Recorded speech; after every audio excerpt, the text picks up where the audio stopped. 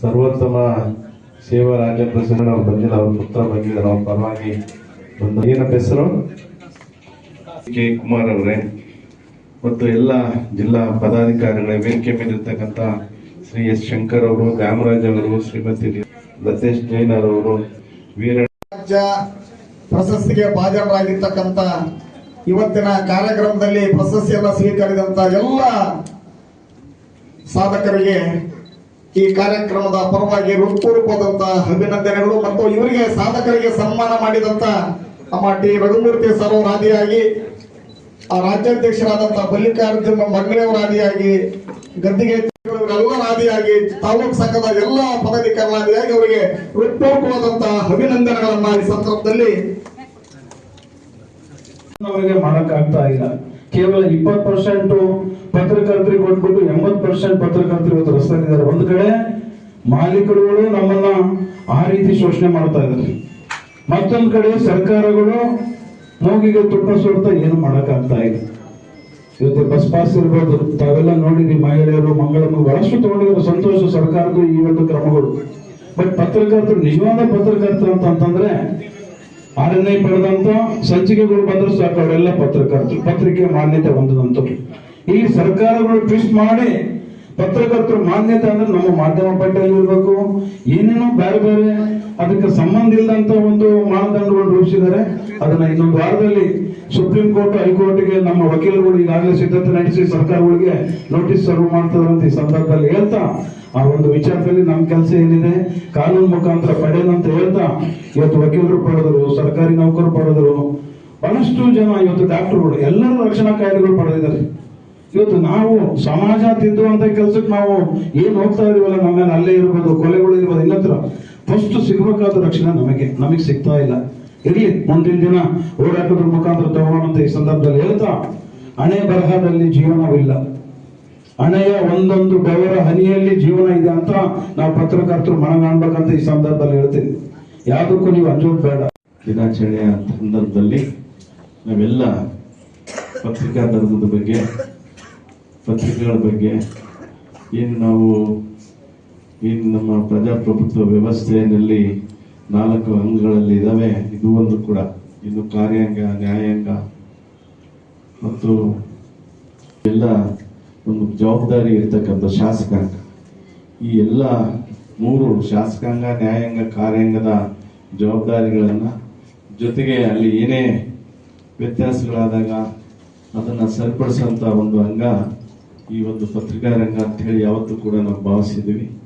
ಅದಕ್ಕೆ ಪೂರಕವಾಗಿ ನಾವೆಲ್ಲರೂ ಕೂಡ ಆ ಒಂದು ರಂಗಕ್ಕೆ ಗೌರವನ ಸಲ್ಲಿಸಬೇಕು. ಮತ್ತು ಪತ್ರಿಕಾ ರಂಗದಲ್ಲಿರ್ತಕ್ಕಂಥ ಕೆಲಸ ಮಾಡ್ತಕ್ಕಂಥ ಎಲ್ಲ ವರದಿಗಾರರು ಪ್ರತಿಯೊಬ್ಬರು ಕೂಡ ಅವ್ರದೇ ಆದ ಒಂದು ಇಚ್ಛಾಶಕ್ತಿಯನ್ನ ಹೊಂದಿರ್ತಾರೆ. ನಮಗೆಲ್ಲ ವೃತ್ತಿ ಜೀವನ ಅಲ್ಲ ಇದು, ವೃತ್ತಿ ಜೀವನ ಜೊತೆಗೆ ಒಂದು ಜವಾಬ್ದಾರಿ ಅಂತ ಒಂದು ವ್ಯವಸ್ಥೆಯಲ್ಲಿ ಇರ್ತಕ್ಕಂಥ ಎಲ್ಲ ಮಾಧ್ಯಮದ ಬಂಧುಗಳಿಗೆ ನಾನು ಈ ಸಂದರ್ಭದಲ್ಲಿ ವಿಶೇಷವಾಗಿ ಅವರಿಗೆ ಅಭಿನಂದನೆಗಳನ್ನು ಸಲ್ಲಿಸ್ತಾ ಮತ್ತು ಪತ್ರಿಕಾ ದಿನಾಚರಣೆಯ ಶುಭಾಶಯಗಳನ್ನು ಕೋರಿ ತಮ್ಮ ಜವಾಬ್ದಾರಿ ಇಂಥ ಒಂದು ಆಧುನಿಕ ಯುಗದಲ್ಲಿ ಬಹುಶಃ ಏನು ನಮ್ಮ ಪ್ರಿಂಟ್ ಮಾಧ್ಯಮ ಏನಿದೆ ಖಂಡಿತವಾಗ್ಲೂ ಅದು ಬಹಳಷ್ಟು ಯಾವತ್ತೂ ಕೂಡ ನಾವು ಬಯಸ್ತೀವಿ. ಅದು ಈಗಾಗಲೇ ನಾವು ಆಧುನಿಕ ಯುಗದಲ್ಲಿ ಕ್ಷಣ ಕ್ಷಣಕ್ಕೂ ಸುದ್ದಿಗಳು, ಬಹುಶಃ ಪತ್ರಿಕೆನಲ್ಲಿ ಈಗಾಗಲೇ ಎಲ್ಲ ಮೊಬೈಲ್ ಯಾರ ಹತ್ರ ಇರುತ್ತೆ ಅದನ್ನೆಲ್ಲ ನಾವು ಮಾಧ್ಯಮದಲ್ಲಿ ನೋಡ್ಬೋದು. ನಾವು ಗಂಟೆಗೊಂದ್ಸರಿ, 15 ದಿವಸಕ್ಕೊಂದ್ಸರಿ ನಾವು ನೋಡ್ತಾ ಇರ್ತೀವಿ. ಟಿವಿ ಮಾಧ್ಯಮದಲ್ಲಿ ಇರ್ಬೋದು, ಸೋಷಿಯಲ್ ಮೀಡಿಯಾದಲ್ಲಿ ಇರ್ಬೋದು. ಅದನ್ನು ಕೂಡ ಎಲ್ಲೋ ಒಂದ್ ಕಡೆಗೆ ನಮ್ಗೆ ನೆನಪಲ್ಲಿ ಉಳಿಯುವಂಥದ್ದು. ಅದು ನಾವು ಯಾವುದೇ ಸಂದರ್ಭದಲ್ಲಿ ಆ ಒಂದು ಪ್ರಿಂಟ್ ಮೀಡಿಯಾದಲ್ಲಿ ಇರ್ತಕ್ಕಂಥ ವ್ಯವಸ್ಥೆ ಏನಿರ್ತದೆ ಅದು ಯಾವತ್ತೂ ನಮಗೆ ಸಿಗುತ್ತೆ. ಆದ್ರೆ ಸೋಷಿಯಲ್ ಮೀಡಿಯಾದಲ್ಲೂ ಸಿಗುತ್ತೆ, ಆದ್ರೆ ಅದು ಬಂದು ಕಣ್ಮರೆ ಆಗ್ತದೆ. ಮತ್ತೆ ಆ ಮಾಧ್ಯಮ ಮತ್ತೆ ಚೇಂಜ್ ಮಾಡ್ಬೋದು. ಆದ್ರೆ ಪತ್ರಿಕಾ ಮಾಧ್ಯಮದಲ್ಲಿ ಬಂದಂತ ವಿಷಯಗಳನ್ನ ಕುರಿತು ಮತ್ತೆ ಏನಾದ್ರೂ ನಾವು ವಿಶ್ಲೇಷಣೆ ಮಾಡ್ಬೇಕಂದ್ರೆ ಅದಕ್ಕೆ ಸ್ಪಷ್ಟೀಕರಣ ಕೊಡ್ಬೇಕಾಗ್ತದೆ. ಹಾಗಾಗಿ ಪ್ರಿಂಟ್ ಮೀಡಿಯಾದಲ್ಲಿ ಇರಲಿ, ಜೊತೆಗೆ ಏನು ದೃಶ್ಯ ಮಾಧ್ಯಮದಲ್ಲಿ ಇರಲಿ, ಎಲ್ರಿಗೂ ಕೂಡ ಜವಾಬ್ದಾರಿ.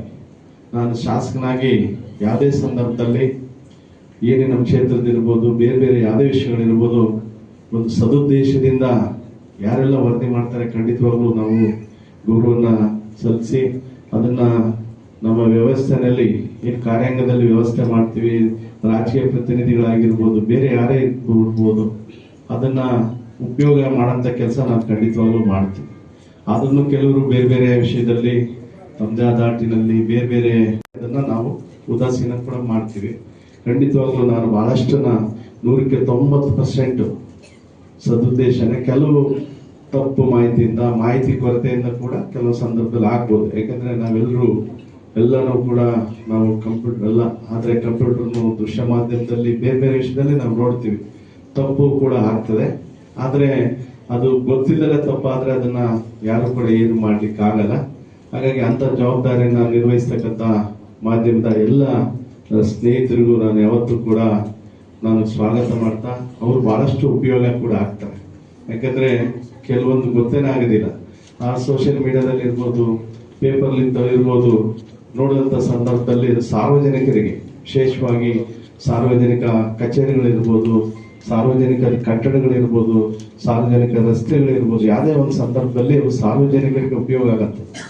ಅಂತ ಒಂದು ವಿಷಯಗಳು ಬಂದಂಥ ಸಂದರ್ಭದಲ್ಲಿ ನಾನು ಯಾವುದೇ ಪೂರ್ವ ನಿರ್ಧಾರ ಆಗ್ತೇನೆ ಅಂತ ವಿಷಯಗಳನ್ನ ನಾವು ಸಾರ್ವಜನಿಕರಿಗೆ, ಅದೇನು ಪತ್ರಿಕಾ ಮಾಧ್ಯಮದ ಸ್ನೇಹಿತರು ಅದಕ್ಕೆ ಶ್ರಮ ವಹಿಸಿರ್ತಾರೆ, ಅದಕ್ಕೆ ಸಾರ್ಥಕ ಆಗದ ರೀತಿಯಲ್ಲಿ ನಾನು ಖಂಡಿತವಾಗೂ ಸ್ಪಂದಿಸ್ತೇನೆ.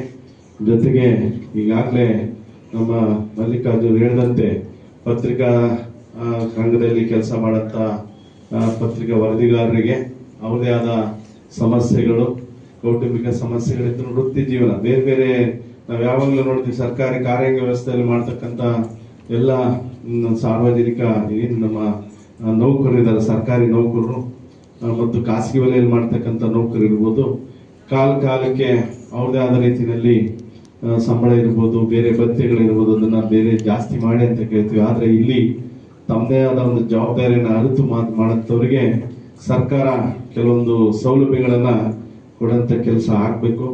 ಅವರು ಯಾವತ್ತೂ ಕೂಡ ಅವರ ಸಮಸ್ಯೆಗಳು ಕೆಲವರಿಗೆ ತಲುಪ್ತದೆ, ಕೆಲವರಿಗೆ ಆಗಲ್ಲ.